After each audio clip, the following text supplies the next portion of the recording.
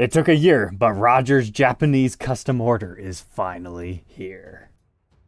Welcome back, Troglodytes, to your daily dose of guitar information, the Trogly's Guitar Show. Usually when someone uses my forwarding service, it's for a Fender Japan guitar. This one is within the ESP family of brands, and it's quite bizarre. So just be patient while I get this thing unwrapped, because she's hot pink and absolutely ferocious. I've got to admit, even though this is not my preferred color scheme, that white binding and this slightly metallic color shifting pink, like it's got this whole purple pearlescent coat to it, is actually really cool. So this is the signature guitar of Princess Toki of Aldious. If you're not familiar with them, they're kind of a J-Rock / metal band. I know she might be pretty in pink and have all these ball gowns and stuff, but no, she can rock pretty hard. I had never heard of this band before Roger contacted me about getting one of these. And based on first impressions, I think my favorite song of theirs is Spirit Black. So use that as your musical gateway. But as far as I was able to research, it looks like these were introduced for the year 2018. And I was telling you earlier how this is part of the ESP family of brands. This is the slightly cheaper Edwards version. However, there is also an ESP one. Now, what's the biggest difference? Color, body shape, construction, pretty much all the same. However, the ESP one has a detuna built in, as well as a switch on the side that lights up the inlays pink. And the back of the neck oddly has Rockin' Chunpa written on it. But those are 660,000 yen, whereas this one's a third of the price at 220,000. However, it's custom order only. We waited a full year for this thing to show up. And generally speaking, in my forwarding service, I don't love doing extended pre-orders because there's a lot of things that can go wrong in a year. But thankfully, against all odds, when things were starting to go bad, it all ended up working out. Now, if you're doing a custom order, it is important to note only the first year that they made these did they include a special hardshell case and a strap. Now that I've read the fine print on the website, I understand that now because I was kind of confused why we got a fancy little gig bag with this thing, but okay, makes sense now. But besides our jarring finish here, how does it feel to actually wield this beast? It's quite chunky. That fin sticks out ridiculously long. There's no way this won't get dinged up at some point in its life. But that's really extended there. You've got this whole arm resting area, but it's good because the body does slightly contour in right there. But it's surprisingly chunky, especially where the neck joins to the body. And while not the chunkiest of necks, it's definitely thicker than I was expecting on a more shredder guitar like this. But it's got this interesting bat wing, almost BC Rich-like bottom of a flying V, and then a slightly more regular style, but then the cutaway of a Les Paul over here, just modified. Jackson-esque influenced headstock and or a reverse Explorer. Full 2-octave of frets. You got your Floyd Rose over here, and I know they look like EMGs, but they're just special Seymour Duncans. But it's actually a neck-through construction guitar, according to the spec sheets, but I don't think we're going to be able to see underneath the paint anywhere today, but hey, we can throw it over onto the workbench to view its individual parts and specs anyway, as we continue to have some fun today with this very bizarre guitar.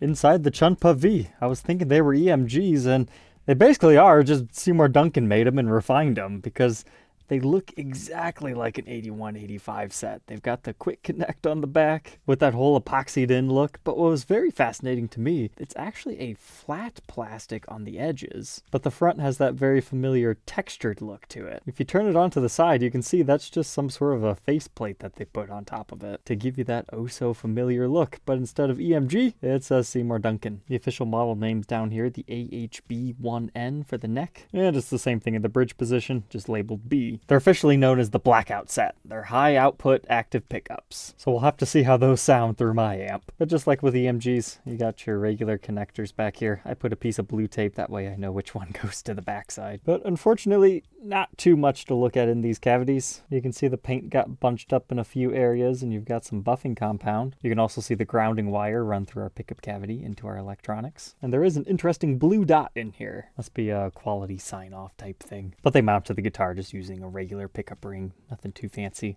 However, take a look at our volume and pickup selector switch. It's actually recessed into the guitar body just a little bit. I took the knurled knob off so you could see that a little bit more clearly. The knob itself is Telecaster in style, utilizes a flat screwdriver. It's a black chrome color. And then our pickup selector switch, it's your regular neck middle bridge. However, it's just slightly bigger than your average mini toggle, but way smaller than a full-size one. Our output jack is over here on our bass bout. In active pickups, the readings never make sense to me. You have to jump it up to the 200k ohm setting, and then we get about 21 in the bridge, neck about the same, and they play together at about 19 something. At least we know I put them back in right.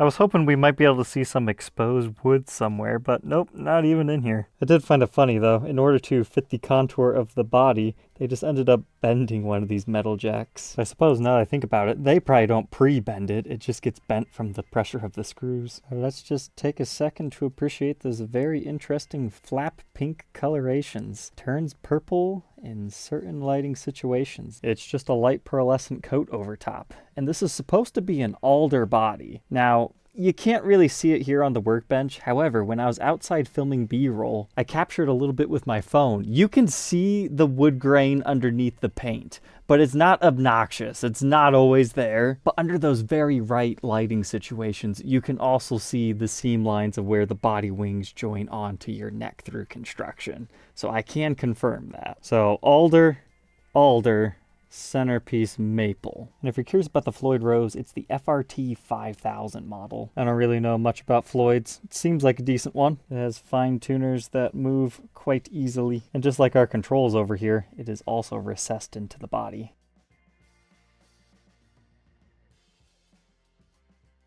And we can take a second to appreciate the carves over here as well, before we move on from our body to continue up our neck. So once again, 3 pieces maple, but it's an ebony fretboard on top. To me, these are looking like real mother of pearl inlays. They're just fairly basic dots, nothing too crazy. Again, the full big dollar signature, they ended up lighting up in pink. There's nothing over here on the Edwards version, but the frets are looking nice and shiny right out of the box, so I'd say good job, Edwards team. You did a nice one on this. And check out how they rolled off the edges of your frets. Those aren't sharp at all. But I measure a 1.69 inch nut width and increase it to 2.03 at the 12. First fret neck depth 0.84. It stays fairly skinny, 0.92 at the 12. And I personally measure a 12 inch fretboard radius and a 25.5 inch scale. Here's a look at that neck profile at the first fret and the 12th fret. Just a nice rounded C shape, but definitely gets a lot wider up here. Then our nut is a lock nut system, because hey, you kind of need that with a Floyd. It's nothing too special, just black chrome. However, I thought it was interesting to utilize a string tree on top of that. That's literally just 2 screws securing this bar on it. The flat side is up top, and then the strings get pressed down by the cylindrical side.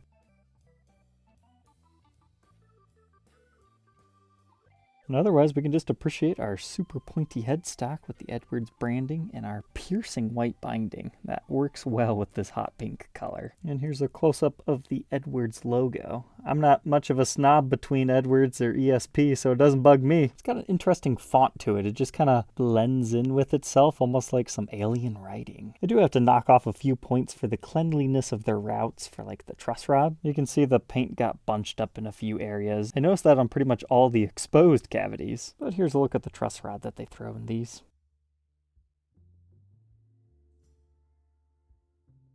While putting it back together, I noticed something else about the string tree. It doesn't have any like spacer, so you could technically drill this all the way through the headstock if you weren't careful, or at least it would be very, very close. I wouldn't want to try it. Well, there we go, all put back together, and now we can see underneath our Floyd Rose a bit. You can see those paint buildup areas. Not a big deal, it's just a quality control analysis pointing out everything I see. And now you can see just how flush that is with the body. Very nice.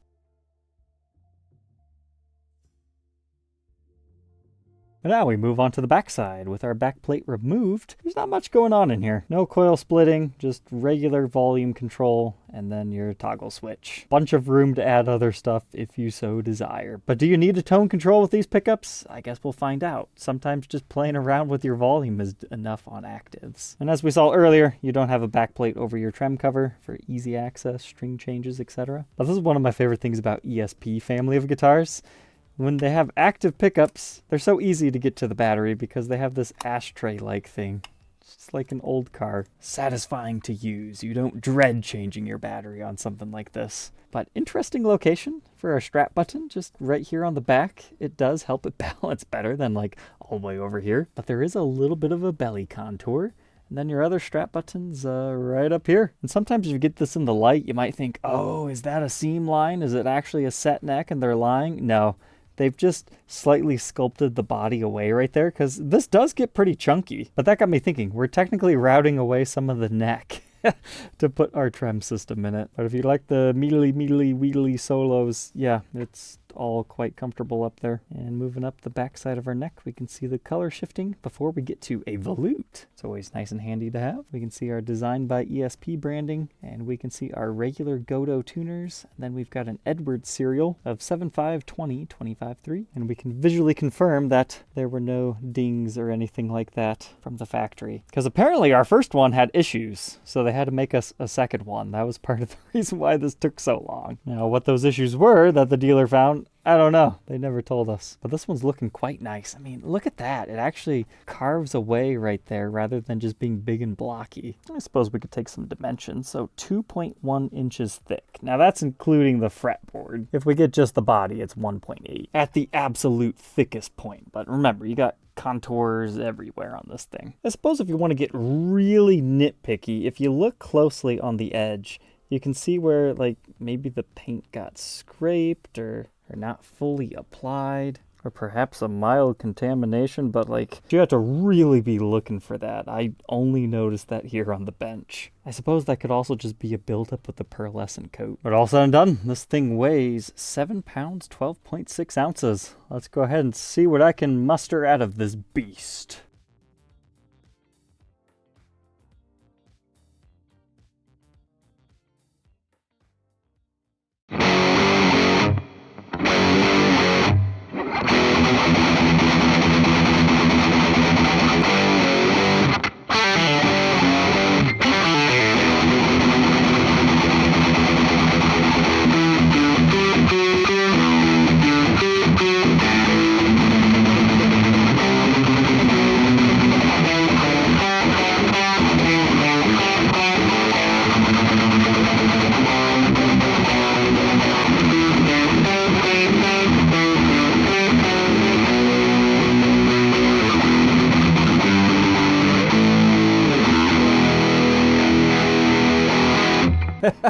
That's my best attempt at one of their songs. It's very powerful guitar.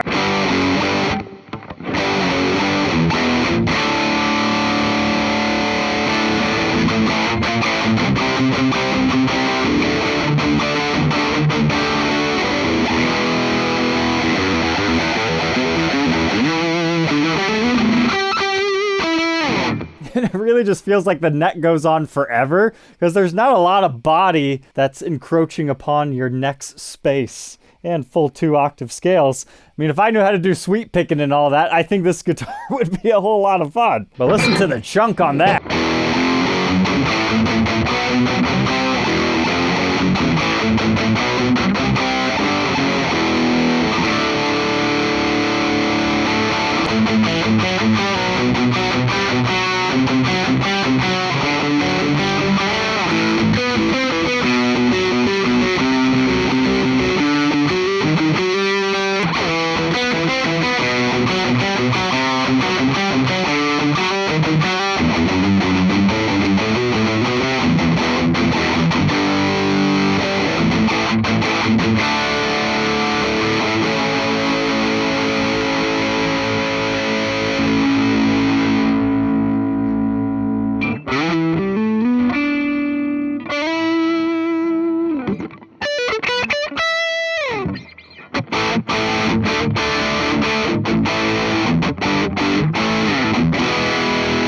Interesting.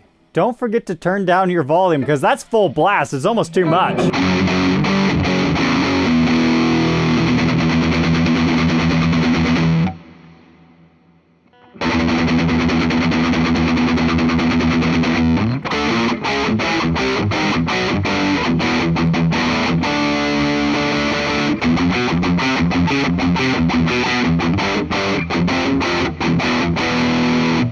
even at half volume, that's plenty powerful. That was the neck pickup. I didn't even believe that.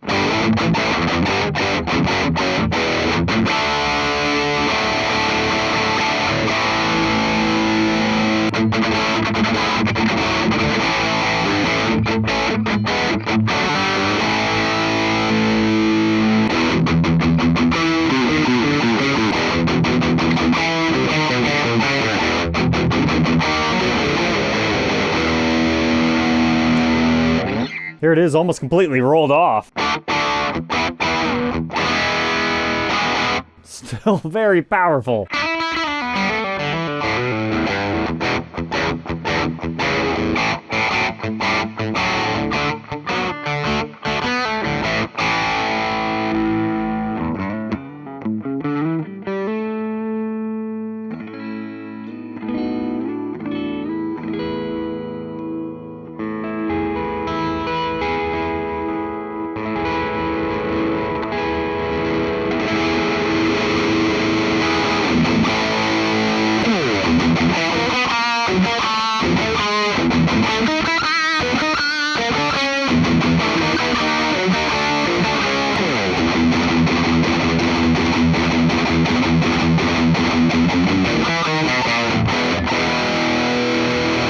Now, besides the volume control, something to keep in mind, this entire time I've had this foam block back here blocking the springs because they're very noisy. And rightfully so, but if you're trying to do a bunch of palm muting and stop really quickly like in their song,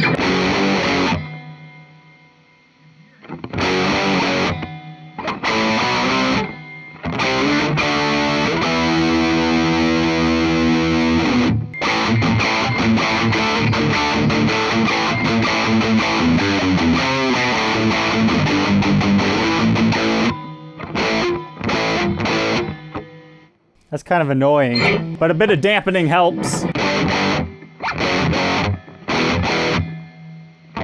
But then you have to worry about your Floyd making noises. So you gotta kind of palm mute on it, but not enough to bend it out of tune.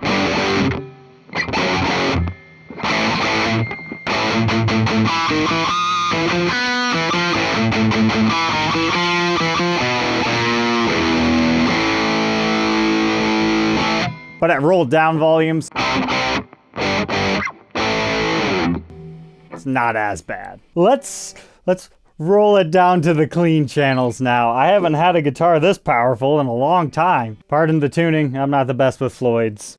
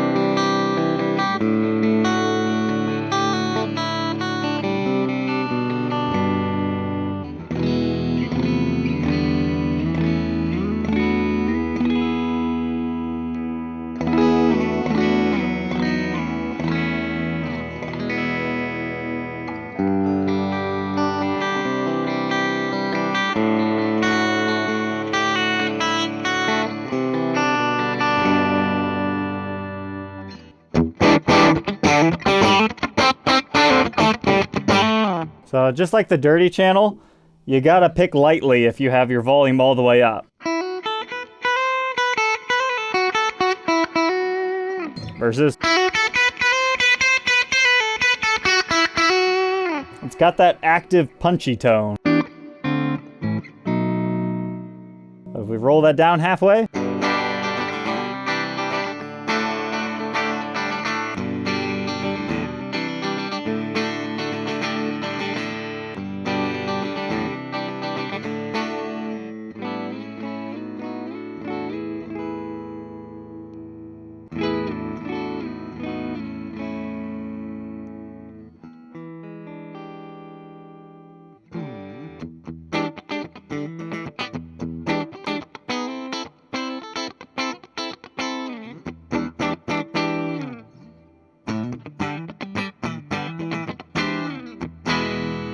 it becomes a little bit more normal.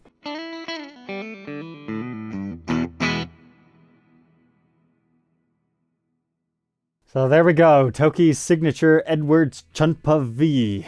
What are my final thoughts on this thing? Let's just say I don't review guitars like this very often on the show, but I've got to admit I had a lot of fun with this thing. It's hot pink, metallic, it's got some purple, very unconventional shape. Personally, I don't think this one feels as good low as it does like resting right up against you, so I might have even like to have played it better had I adjusted my strap. I don't personally have a use for a Floyd Rose, so if I could have this as a stop bar tailpiece setup, I think I would have even more fun with it. But to wrap it up in just a couple of words, I would say pleasantly surprised. If you want that really hard rockin' tone, get yourself a set of these Seymour Duncans. I was very impressed with that. I mean, by no means is this a cheap guitar, but being a budget version of a higher end one, I was a little bit worried, but man, Edwards created a fantastic product straight out of the box here. So thank you, Roger, for entrusting me to help you get this guitar from Japan. If there's something over there that you're after, feel free to reach out about my forwarding service. You can find more information out on my website. And if this one wasn't for you, don't worry. We've got another episode tomorrow, and we'll catch you there. Take care.